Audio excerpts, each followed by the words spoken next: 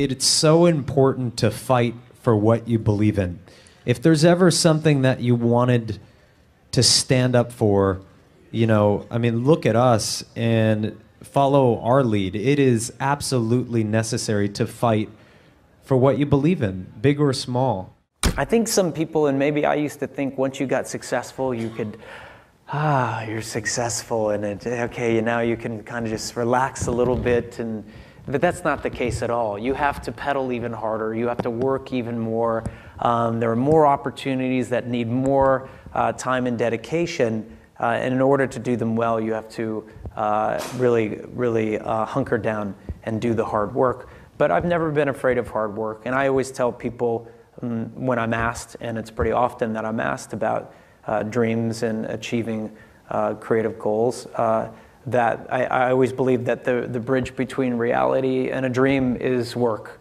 And I always, in moments of despair and doubt and dark days, focus on the work. I show up and I work and I work and I work and I work. Originally, when I brought the script to them, they were fairly enthusiastic about it. The one thing they were not enthusiastic about was me playing the part, and I really can't blame them. At the time, Ryan O'Neal was a candidate, Burt Reynolds, Robert Redford, Jimmy Caan, and they all, you know, were at the top of their game. And so I could see it, but there was something inside of me that you know, this opportunity is never going to come around. And I really wasn't used to money, and I had no idea of what I would be missing. But the temptation started to come forward. First it was 25 grand and $100,000. I go, well, I never heard of 100,000 because I had like $106 in the bank, and like I said, I had to sell my dog, and things were not looking very, very good.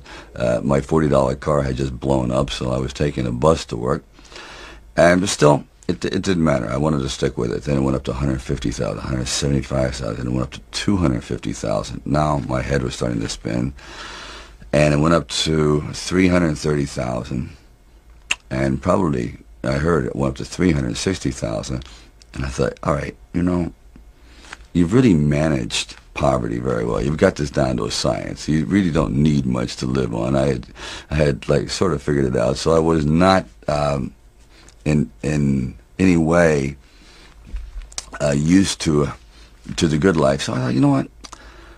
If I know in the back of my mind, if I sell this script and it does very, very well, I'm going to jump off a building. And if I'm not in it, there's no doubt about it, I'm going to leap in front of a train. I'm going to be very, very upset. So this is one of those things where you just roll the dice and you fly by the proverbial seat of your pants. Say, all right, I got to try it. I got to just do it. I may be totally wrong, and I'm going to be taking a lot of people down with me, but I just believe in it.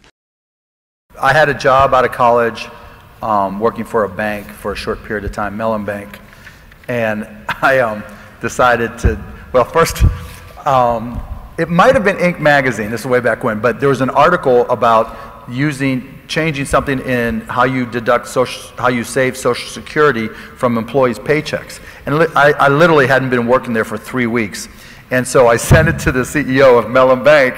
Hey, I thought you might be interested in this. Literally, some guy he never heard of. And I got a note back, said thank you. And I'm thinking, okay, look, my whole motive in taking a job working for somebody was to help them become more profitable. That's the way I always looked at it.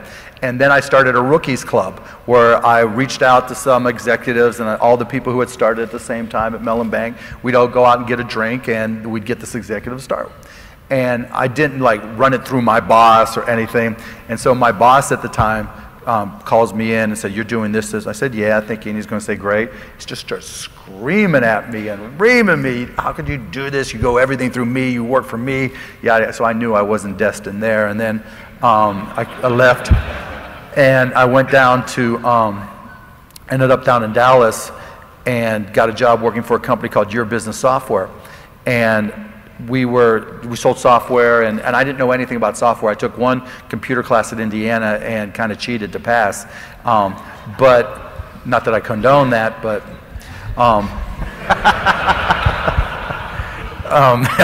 And so I had a customer, and I taught I'd stay up all night reading. I figured, you know, computers were new, and technology was new, this technology was new, so nobody had a head start on me, because it was changing so rapidly like it is today, that if I just put in the time, I can learn as much as anybody else. And so I taught myself, I'd stay up late reading software manuals, taught myself different little simple programming languages, and kept on getting bigger and bigger and better and better, but it was at a retail store. And one of my responsibilities was to come in, sweep the floor, wipe down the windows, and open the store. And I had a customer who wanted me to come out there and close a deal. And it was a $15,000 deal, $1,500 commission to me. Told my boss, he said, no, you need to be there to open the store. And I made the executive decision that I was going to go get the check, because you know, I was living 6 guys in a 3-bedroom apartment, sleeping on the floor, and this check meant I could like not use the same Holiday Inn towels with holes in them that I'd stolen, you know. But anyway, so I went and picked up the check, thinking when I came back and gave the check to my boss, all would be forgiven, and you know, the sales cures all.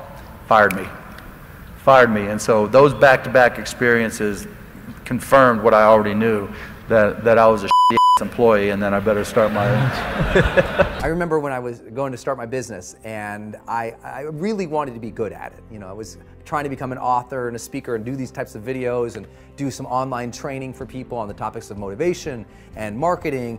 And you know, all these people were saying, well, Brendan, you know, you may or may not be successful at that, you're, you know, blah, blah, blah. And I thought, it's a weird thing. It's not like there's a trait of successful people. You look across history, and successful people, it's not, they're not from a given background, they don't come from a specific economic stature, they're not in a position where, you know, they're one demographic or another demographic. I mean, it's all over. I mean, we've got thousands of collective years of history. People succeed, some people do, some people don't. And I think it more comes down to how do we manage our mind, and how do we manage our days? And I think that there's a difference between successful people and unsuccessful people in the way they particularly think about approaching something new. You know, I think unsuccessful people, when they have a big dream and they start thinking about what's going to be required to accomplish that dream, they get very limiting in their beliefs about themselves and what's possible. And specifically, they say 3 types of things. You know, the first thing they often say is, well, you know, I don't know how to do that. So they stop. They say, you know, I don't have those things. So they stop.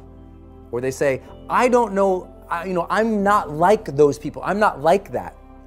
And so they stop. But successful people have a different way. They have the same thing. Everybody dreams. You dream, I dream, successful people dream, people just starting out. Everybody dreams. Everyone has a vision. Everyone, if they can just take 5 minutes today and think about their lives, we could all come up with ways to improve our lives and reach another level of success, joy, happiness, achievement, contribution, fulfillment, soul. You know, we can all elevate. But the challenge is that the unsuccessful people, they keep stopping when they think of what they currently know, have, or are. But successful people say, well, I want to do that, but I don't know how to do that. But instead of stopping, they say, well then, my job is to go learn that. They take their current limitation and they put it on their agenda as a job to do, as a thing to figure out, a thing to make happen. Instead of saying, well, I don't have that, they say, well, then my job is to go build that. Or I'm not like that. Then they say, well, then my job is to go become more of that, become that person who could accomplish those things. You know, when I was starting to do online marketing for the first time, and I don't know how much of my story you know, but when I started doing online marketing, I was literally bankrupt. And I went from a place of bankruptcy to the point where I really committed to becoming successful at it. And in 18 months, I'd made $4.8 million, 4.6 collected. I mean, it was just a huge leap, right, in difference from bankrupt to multimillionaire in the span of 18 months. But what made that breakthrough wasn't that I had new opportunities. It wasn't that I had new technologies. It wasn't like, wow, there's the internet now. Those things were already there. I went from this level of thinking to this level of thinking. I used to say, well, I don't know how to build a web page. So I said, agenda, figure out how to build a web page. And I spent hours and hours and hours at nights, on weekends from my job, figuring out how to do that.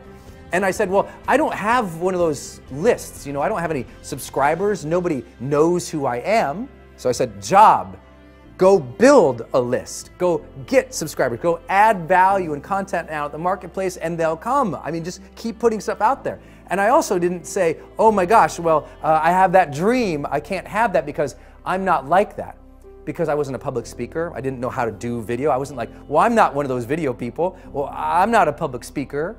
So I said, you know what? I have to go learn that art. I have to go become a better speaker, a better communicator. I have to go become more confident. I have to go become a person capable of doing these things. I have to change myself to get there. I can't wait for circumstances to change so I can have my dream. Then our dreams would never happen.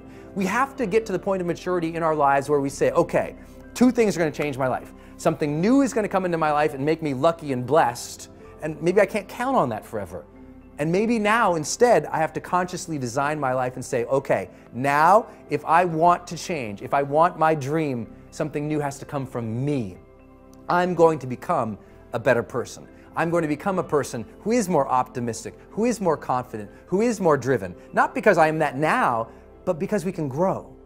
That you can become the type of person who you need to be to achieve your ideal life. You can start today living from your highest ideals, your highest sense of self, your strongest sense of self. You don't need permission. You don't need a guy like me to look at the video camera and say, you have now permission. But if you've been waiting for it, you have permission.